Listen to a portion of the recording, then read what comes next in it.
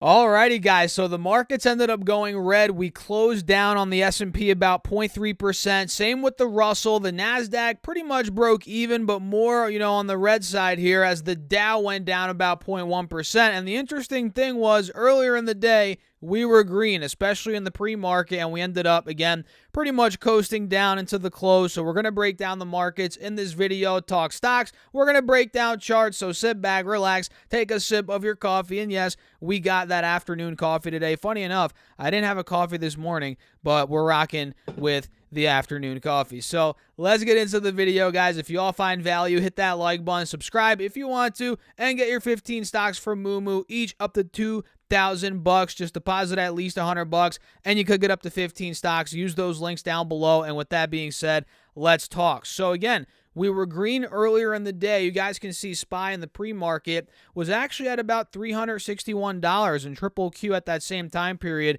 was, let's see here, at about 265, 266. And you can see here Triple Q closed at 262.60. You can see that here on the intraday chart, which means from the intraday high, well, I guess not intraday, but including pre-market, that drop was about 1.2%. And SPY went down from that same time period, from the pre-market high to the close, from where was it?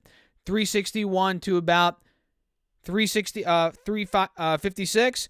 It went down about 1.2% as well. Same with the Nasdaq. So overall, we coasted down all day. But the truth is, guys, it doesn't matter because tomorrow is the CPI data, and this was, I consider it, the calm before the storm. Like I said in my last video, right? We're just pretty much waiting. We got the PPI data earlier, but now we're waiting for the more, I guess you can say, I don't want to say it's more important, but more people just pay attention to it, right? It has more, weight in the overall market right now, I'd say, right? With the Fed, their decision and so forth. Are they going to do 75 basis point hike? Are they going to do a 50? Or are they just going to keep pushing the pedal to the metal? Maybe they'll do a 100 basis point hike, which I don't think they will in the short term here, but you guys know what I mean, right? So SPY, my alert right now is set at $355 a share. That's a mark is at or below alert. If that breaks, like I said earlier, we're probably going down. Next leg down, I could see SPY, seeing would be down to about 340, which was that high from before the pandemic. And Triple Q, if I show you this, you guys probably already know, it took the lows out from earlier in October, and we did hold the lows from yesterday, which you guys can see here on the 5-day chart. But tomorrow, if we do break under 260, which means we'd break the lows from yesterday, we would see a push, in my opinion, probably down towards 240, 45, 50, that general area over the course maybe of a couple of days, or maybe we have a flash crash, kind of like what we had about a month ago, where it was just a horrible day when that CPI data came out. So what do you guys think? Let me know your thoughts in the comments. I don't want to just keep hammering these points to you all because it's going to get a little repetitive, but that's what I'm seeing, and it's the calm before the storm at this point. And I think the estimate for CPI, don't quote me on this. What was it? Was it 8.1%? I think we were talking about it a couple days ago, or I mentioned it. I'm looking through here on my notes. Can't seem to find it, but either way, it's going to be something that we all have to watch, and I'm going to make a video about it tomorrow morning, so you guys got to make sure to subscribe and hit that like button. You might as well, because you're not going to want to miss that video. So let's go over here to Webull and see what's going on when it comes to these crypto markets. Last I checked, we were down a little bit. Wow, now we're up. Look at that. We have the Bitcoin. I'm not going to like it's the Dow or the Nasdaq. The Bitcoin. We have Bitcoin currently up 0.5%. It's sitting at $19,150. And it's up about $90, almost $100 here on the day. And honestly, I don't want to just keep on repeating myself like I said, but at this point, it's kind of like the calm before the storm on Bitcoin as well. It's been consolidating at about 19,000, 18,500, 18,000 for the past couple of weeks. At this point, nothing much has really changed, and we'll see. Tomorrow, if we break under 18,500, 18,000, that'd be good for the bears, but if the bulls start to break 20 again, 20,500, that'd be good for the bulls. Let's see what Ethereum's up to. Let's pull this up. Ethereum is currently at Wow, look at that, up 1.5%. So even better than Bitcoin. It's right around $1,300 a coin here, as you guys can see. And honestly, it's not doing much of anything. If anything, here we have, let me get this drawing tool here. We have a descending triangle. Do you guys see this? This actually is not a good setup. It really isn't. We have lower highs being made since the middle of August here on Ethereum. And like I've said, with Bitcoin, it's consolidating. Guess what? Same thing with Ethereum. It's been consolidating for about a month at 1,200, 1,250, 1,300. And it's got to pick direction, and if the descending triangle plays out, unfortunately for the bulls, that direction is going to be to the downside. If we break 1,200, 1,250, especially 1,250, we could see selling towards 1,000, or in other words, 1,000, 1,050, right? 1,100. That's where I think this could be going. So with that being said, guys, let me get a sip of my coffee. Cheers, by the way.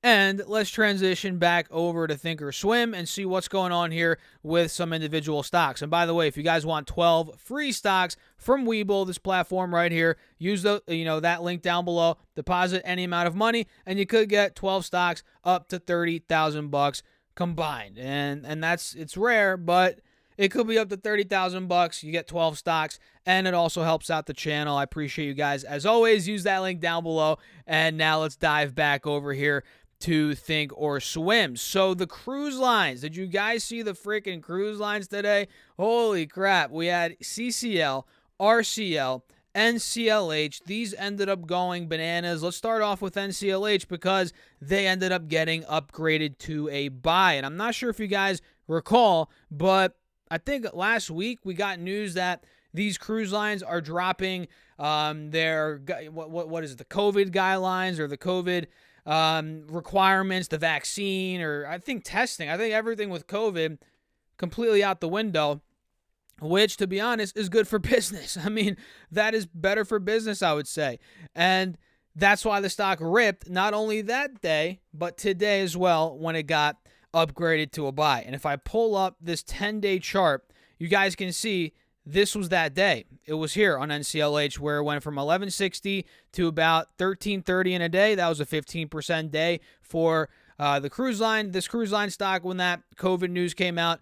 And now with the upgrade, this might be the start of, I don't want to say a full-on reversal back to the highs before COVID. And honestly, guys, forget about those highs, before COVID. I don't know if these airline or cruise lines will ever get to those highs again. You got to forget about 2019.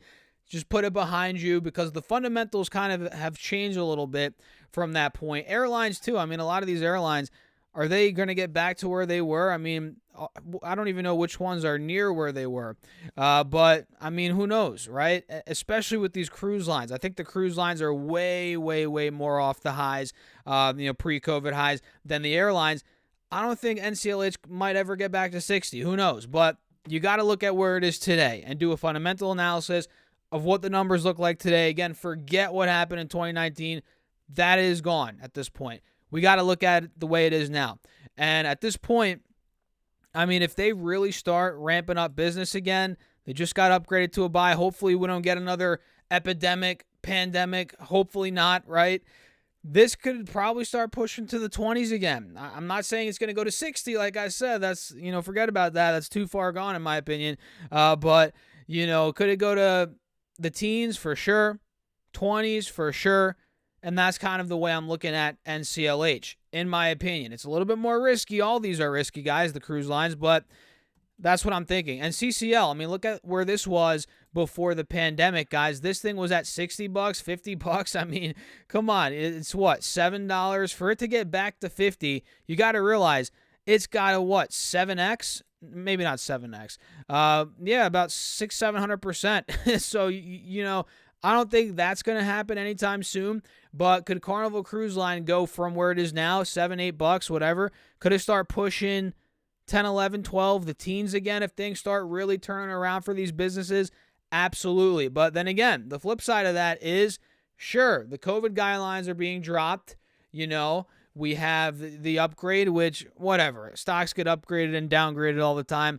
whatever. That's just moving it today. That's not going to really matter in a week or two. But think about it. If we're really in a deep recession, we're going to get deeper into a recession potentially if we do, who's going to be going on cruise lines? Maybe people, of course, people are still going to go on cruise lines, but maybe people cut back on that. I don't know. I mean, personally, I've never been on a cruise, and there are some really good, I was looking at a cruise deal, funny enough, like a couple of weeks ago, me and my fiance were just to look at some packages, and they're pretty good. There's some good deals out there for cruises, but still, I mean, are people going to really, if their pockets are hurting, which even now they are, but if we get deeper in a recession, middle class, are they really going to start going on cruises? That might hurt the industry a little bit. Let's be honest here. So it's kind of like, I don't know. We'll see, guys. So CCL, you got to watch it. My alert's at $10, $11.50.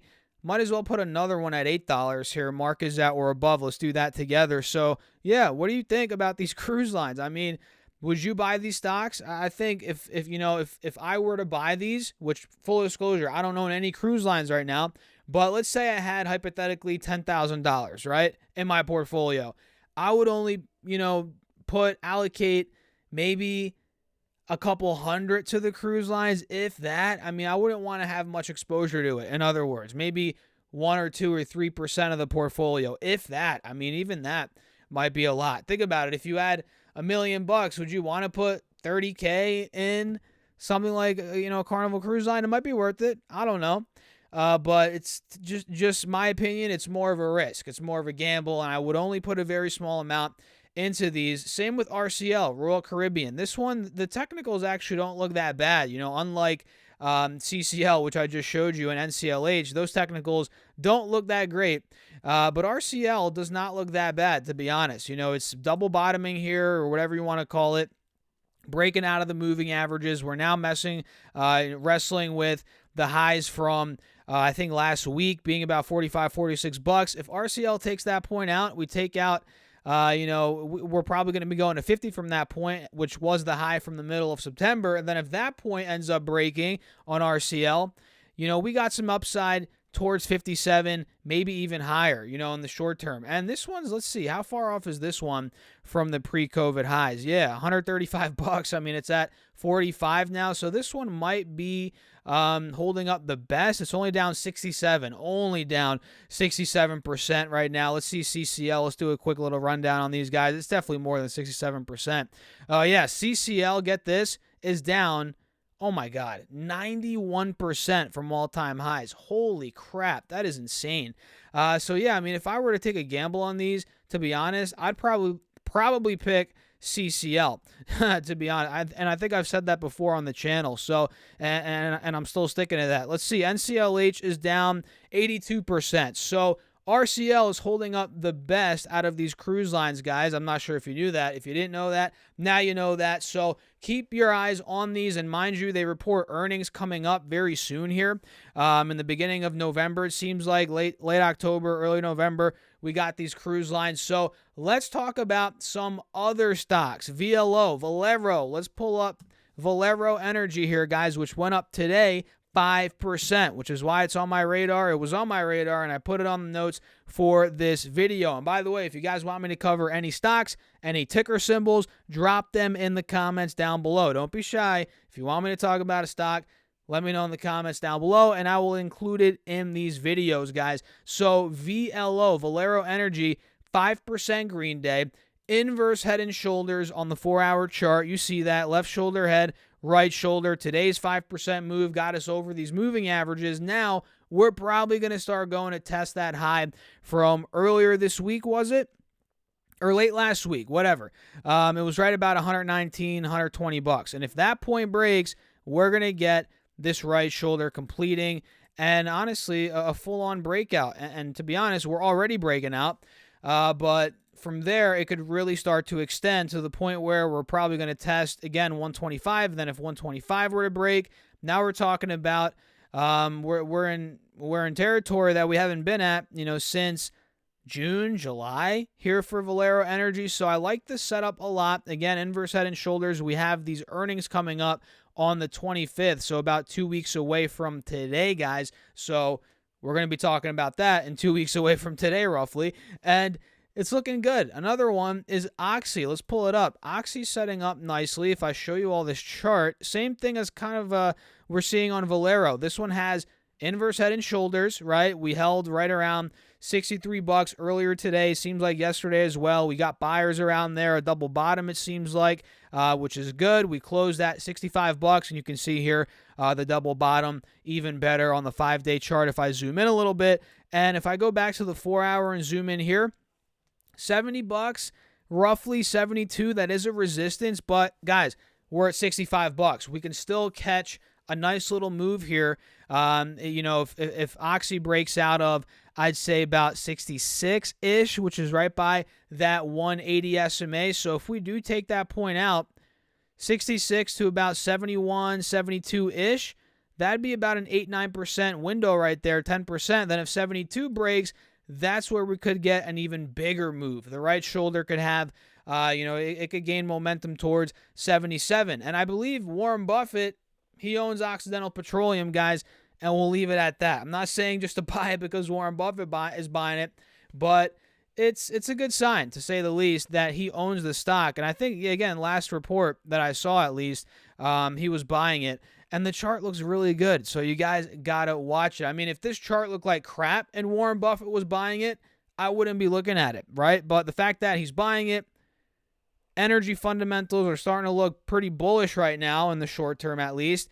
And we're heading into the winter, Europe, Russia, Ukraine. I mean, I feel like there's a lot of upwards pricing pressure, on oil. The setup looks good. Buffett's buying. Hey, I'm watching it, right? I am watching it. So what else here? Chewy. You guys want to watch? You guys got to watch Chewy. And no, I'm not editing the video, guys. That takes too much dang time sometimes. We're doing it raw and uncut here. That's how we're rocking on this channel. So Chewy, CHWY, 2.5% green day today, and we're kind of seeing another inverse head and shoulders. We're noticing a bit of a pattern in this video, guys. This one kind of looks like one as well, in my opinion, the way I'm seeing it, and you guys probably will agree. Let me know your thoughts in the comments. You see this right here? Boom. Left shoulder head, right shoulder. Now we're kind of sandwiched in between these moving averages here, right at about $35 a share. But if Chewy's able to get out of there, maybe we get some buying pressure towards 36, 7. We start taking out, the 38 level. There could be a lot of upside on the stock. $50, 48, 45 even in the short term. So I'm watching it. I'm going to set my alert at 38, and I'm going to be cautious with it, patient. I'm not going to just dive right into it if it just creeps above $35 or something like that. I really want to see some, a big buy candle, a couple big buy candles here, a lot of momentum. That's kind of what I'm waiting for, above 38, 40. And then at that point, we got some upside in my humble opinion, guys. So let's see what else. Tesla. Let's talk about Tesla for a second, because this thing has not caught a break whatsoever. Well, I guess it had a green day today. So I guess technically it did catch a break today. But in the past couple of weeks, it has just been pure destruction for this stock. It was at $313 just on the 21st of September, not even 3 weeks ago, guys. That is insane, because now it's at $217. It actually hit $211 earlier today. So Tesla lost over $100 per share from $313 to $211. And I feel like people aren't really looking at this and realizing how much it's gone down. People are looking over this like, oh yeah, Tesla's down a little bit, or maybe that's just me. I don't know. But it is down a ton, more than people think. Just in the past, again, 3 weeks, it is down 30%. So I know there's a big, community that goes against Tesla. There's a lot of back and forth on Tesla, right? There's the crowd that thinks it's the future. They are more than a car company. They're going to get into robots, which they are. They're going to be an energy company, a battery company. They're going to do, the robo-taxi, all that stuff, right? There's that crowd. And then there's the other crowd that thinks, well, they're only making money right now for the most part off of cars. I think, what was it, a quarter or two ago, 90% or 91 or 2% of their revenue was from automotive sales. So this crowd's like, well, you claim you're a robots, this, you're that, you're this, you're that, but you're only making money from cars, right? You're only making money from cars. Elon's fluffing, everything, which pumps the stock because everybody just worships Elon like it's a cult. So you know what I mean? There's both of these, sides. And now that the stock's down 30%, I'm not saying it's a bargain basement value. It is far from that. If we're just looking at fundamentals, right? And it really depends on how you're looking at it. I'm kind of more in the middle, to be honest. I'm not a Tesla fanboy. I'm far from it, to be honest.